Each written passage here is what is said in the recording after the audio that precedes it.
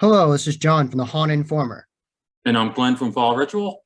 and this is episode 19 of Fall Informer. And today we have a special guest, Jordan Stich, the chainsaw wielding maniac at Field of Screams. Yeah, hi guys, I'm Stitch, and you guys probably see me at Field of Screams a lot. Yeah. Yes. Thanks for joining us tonight. Yeah, no problem. Cool. So you want to start out, Glenn, with the first question? Yeah, I'll go. I guess I'll start it off.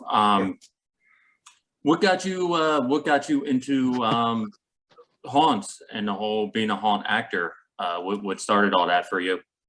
It's actually like a really crazy, I mean, it would take forever to tell the story, but the way to tell it the most short is I used to go to haunts as I was like really little, and I used to get really scared. And then one day it just popped in my head, actually at Field of Screams when I was little, and I'm like, I want to be that guy. And that moment, there was somebody wielding a chainsaw coming out of the asylum, and he chased me, and I hid under the picnic table, and then he came under the picnic table at me. So I'm like, I want to be that guy. I need Do to you do know who this. that was? And Do you know I who have it was? no clue, but No. all I know is at the moment they were just like terrifying, and I was like, I need to be there. Nice. That's awesome.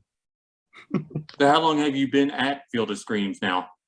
So this season, the 2022 season, will be going on my 5th year at Field of Screams. Wow.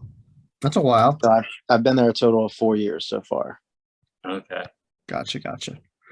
All right. So my first question for you is, I've heard it's very arduous and hard to train to be a chainsaw actor at Field of Screams. What's that process like? So the process, it's changed over the years since I've started, but when we first started, you used to have to run a mile. I'm sure you've seen videos on that, but we used to have to run a mile from the entertainment area the whole way down Spring Street and then back into the entertainment area with the saw in hand. And that's how I was trained. But nowadays, we just kind of go out there and just bust some moves and just train each other and work with each other, really. Okay. So you 'Cause just that take is turns like chasing each other? Like just the No, good so cardio? what we like to do, and the easiest way to explain this without giving away too many secrets, is we Okay. go in to our places Mhm. and we'll have a couple guys in there that want to train first, and we'll just go down in line.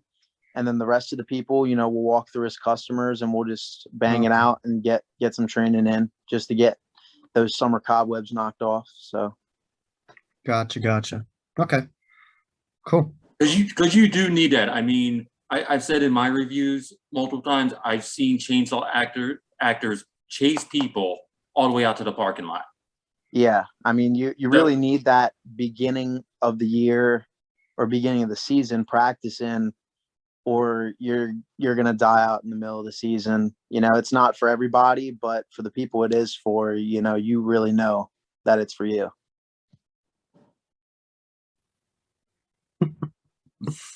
Yeah, definitely. You guys are insane. You guys are some of the best chainsaw guys in the industry for sure.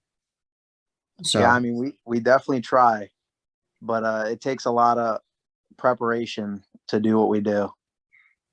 yeah, it has to. And Glenn said you can say what you say about the chainsaw guys at Field. They have to be young people, you said, oh to yeah, do this. you have to be, like I said, you have to have that cardio. You have to be fit, just because you guys are just chasing people every weekend for you. Field of Screams is open the first and close the last. I mean, this is like 2 solid months every Yeah. weekend.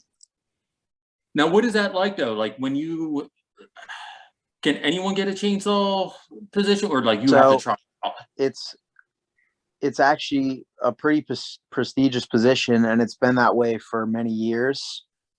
Um, so fortunately for me, when I started, and speaking of being young, I was actually really young when I started running Chainsaw Field of Screams. I was 14 years old, Wow. and I'm now 18. And basically I was in contact with some people around there, and they said, why don't you come try out? We can't promise you a position, but try your best, and maybe something might pop up. And I really always wanted to try for the Den of Darkness because I didn't see that many people in there. You would go to the asylum and you'd have like 4 or 5 guys attacking you on your way out, but at the Den, you'd have those just 2 extremely scary characters at the end. And that's where I wanted to be. And I tried out. And I previously had ran Chainsaw at a haunt called Crickett's Hollow. And then they turned into The Hollow in Gettysburg. And I had my experience there. And then they added me to the team at Field. So Nice. So it's first not really, got it. easy to get in. Mhm. But if you try hard enough and you've been there for a little while, I think you really have potential to do it if you're passionate about it. Cool. Something that's definitely different about your character is the really cool mask you have. Could you say where did you get it from, and also how long have you had it? So I actually have the original to that mask. I've had both of those. So I got the first mask, which you can find on my Instagram. I got that in 2017. And then I got the second one a year after that in 2018. You can't in particularly get my mask because it is custom for me, but you could possibly get something like it from Asylum Antics FX, which is Eric Rudd, Insane Sid, whatever you want to call him by. He's the one who's made my masks. So Because it is really cool with all the cool pictures they have of you with like the contact lenses and everything. It's a cool yeah. look.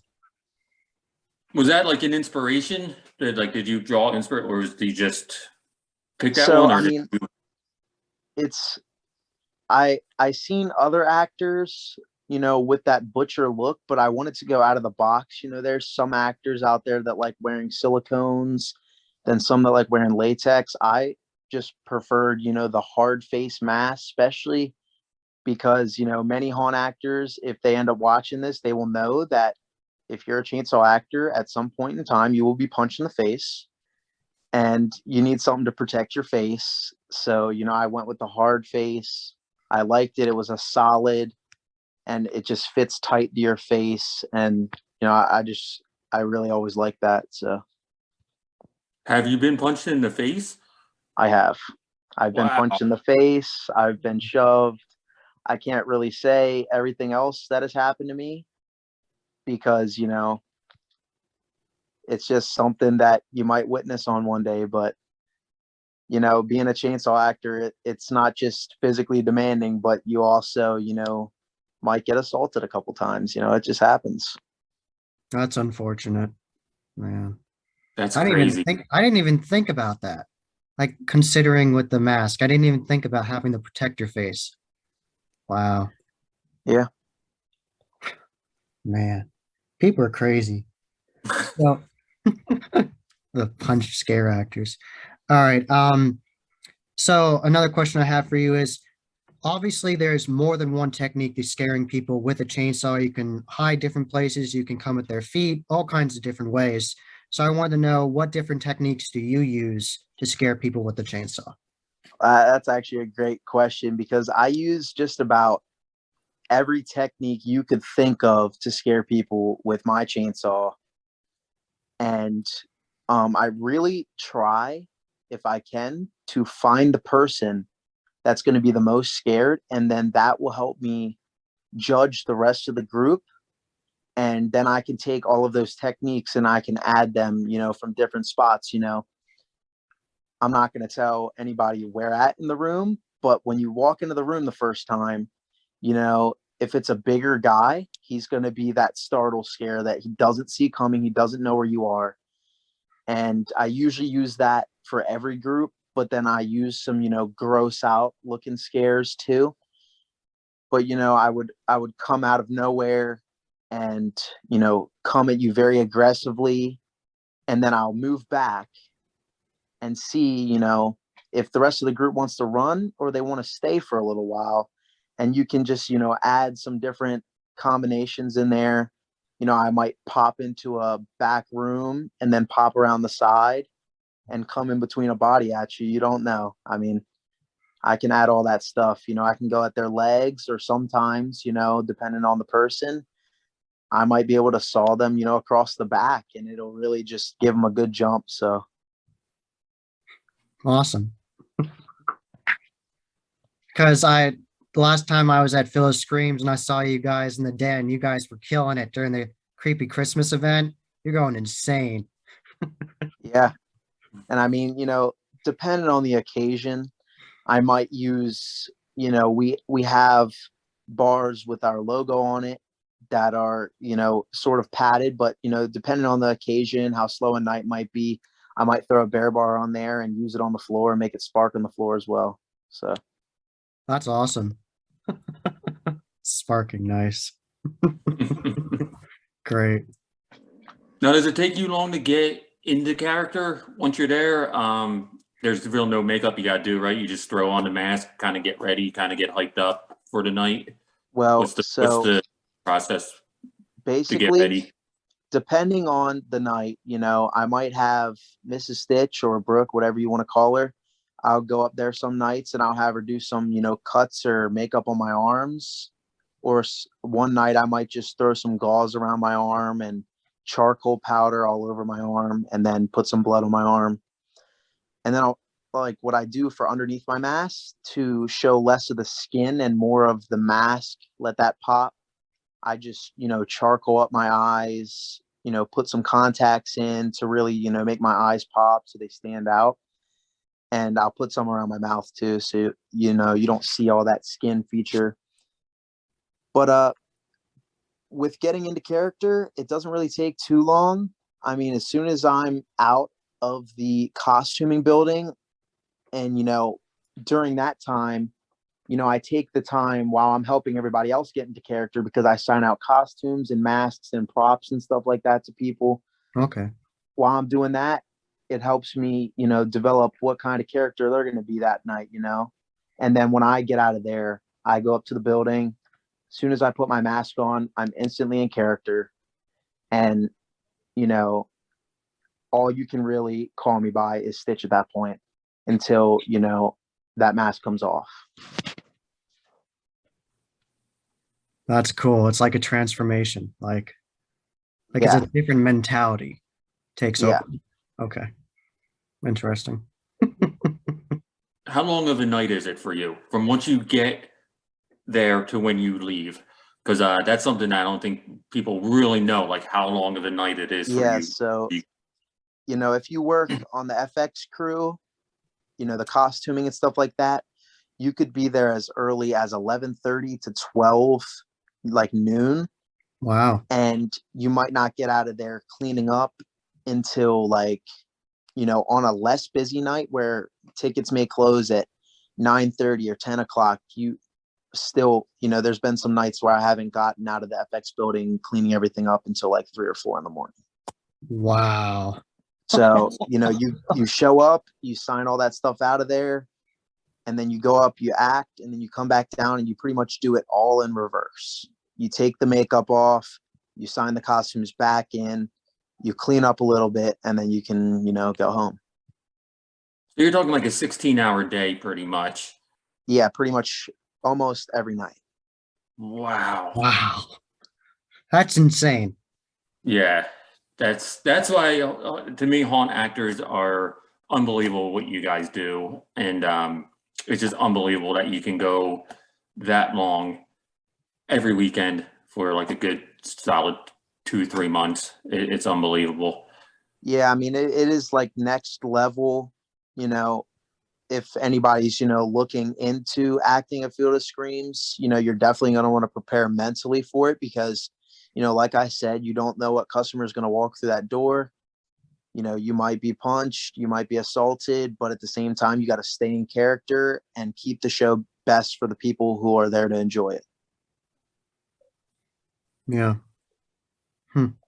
So do you have like different procedures to like get those people out like that do Yeah, that? so, you know, we all base it off of, you know, the level of aggression that they're producing on people. You know, if they come in there, they're cussing, stuff like that, we might let it slide. You know, the manager might, you know, pop up somewhere and, you know, say something, because we do have a younger crowd that likes to show up there, and they like to enjoy themselves. So we don't want people like that to ruin it for them.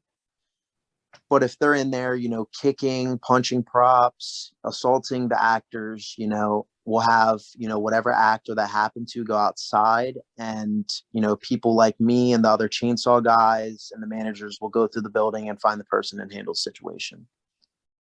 Okay. You've definitely scared tons and tons of people, chased so many people, lots of memorable stories. Have you been able to recreate the story you talked about earlier of scaring someone under a picnic table? Actually, I have, and it was almost directly in the same exact spot that it happened to me. Nice. So I was obviously coming out of the den, and I wasn't coming out of the asylum, so that part was off. But I did have a little kid that was really, really scared. He ran so fast that I lost him for a minute, but I'd seen him under the picnic table, and that was like my make it or break it moment. And I was like, this was me when I was younger. Now it's my chance to rise up on what happened. And I mean, as soon as you step foot in that entertainment area, you are no longer safe from scares.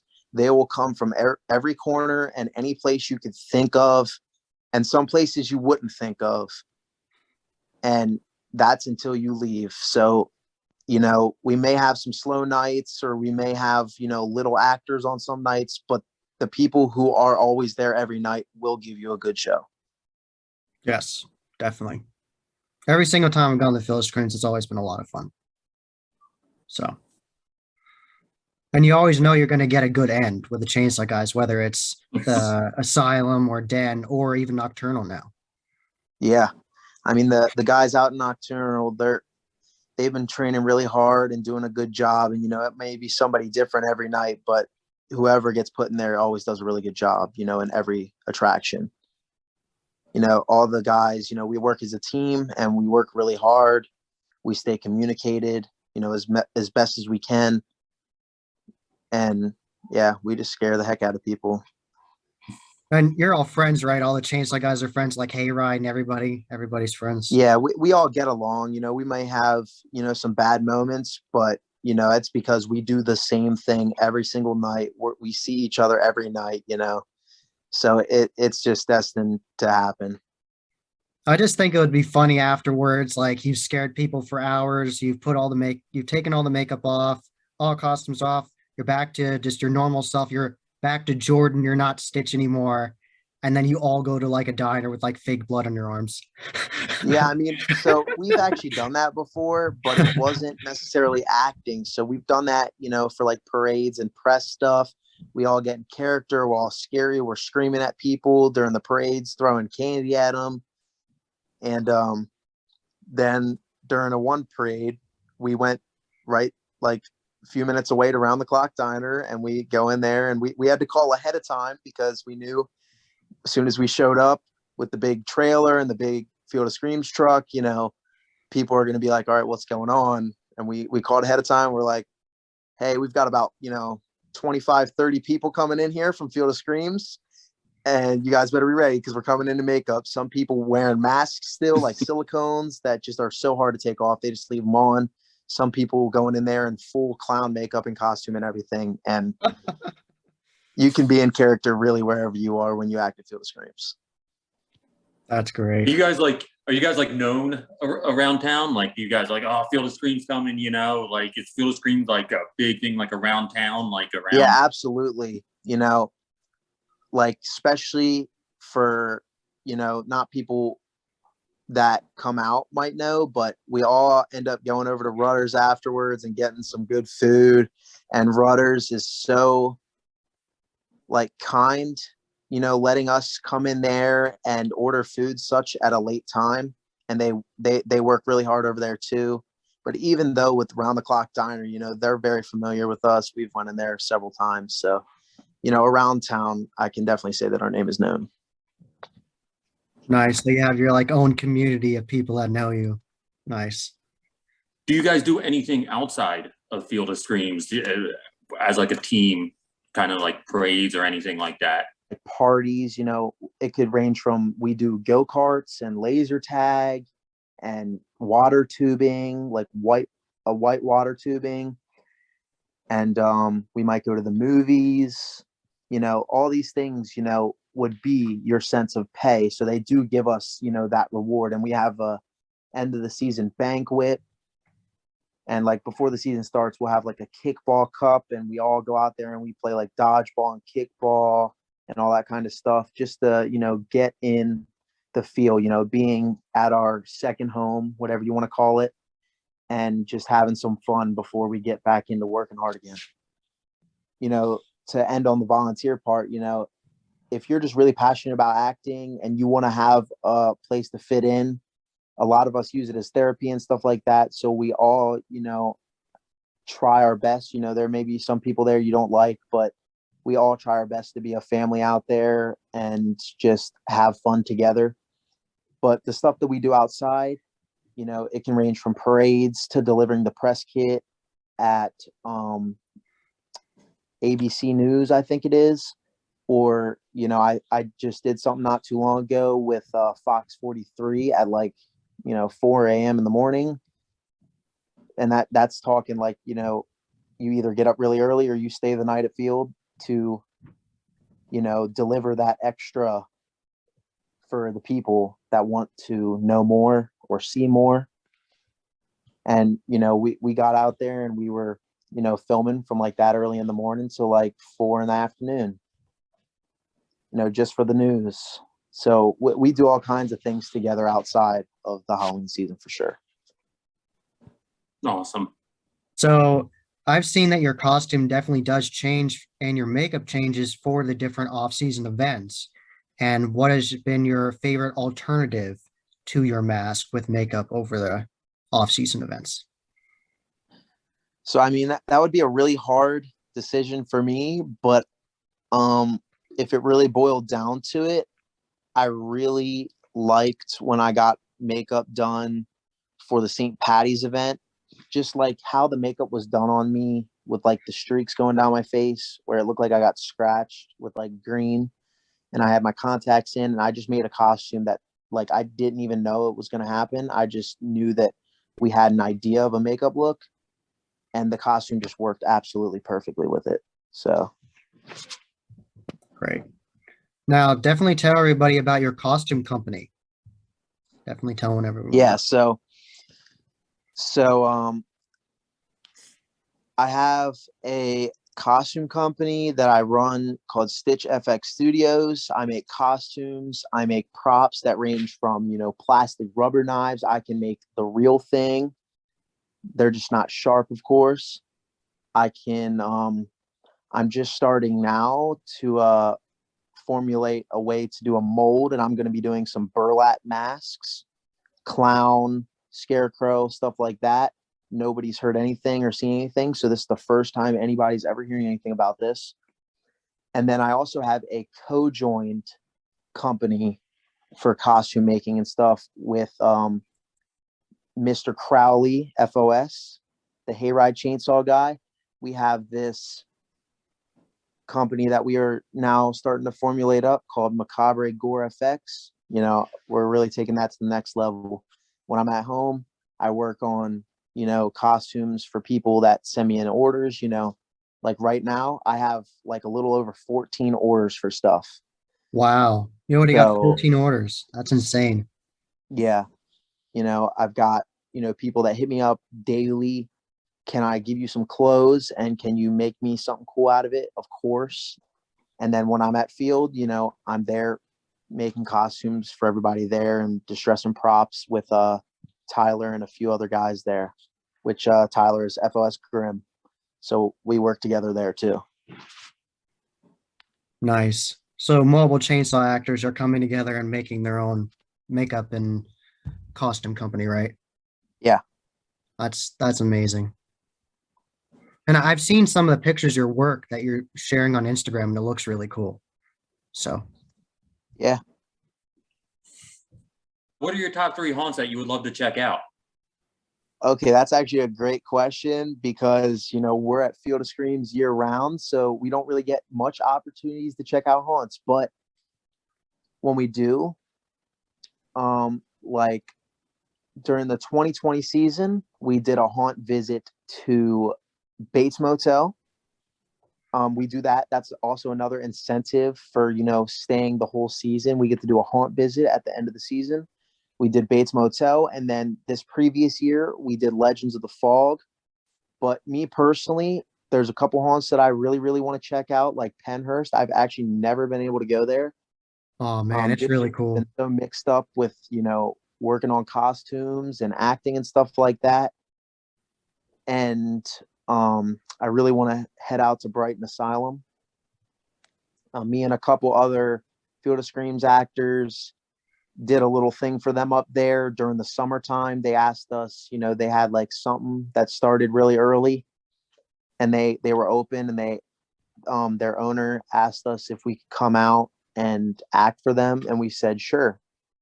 Said we'll throw a couple dollars your way. We really love what you guys do, and we'd love if you make appearance here.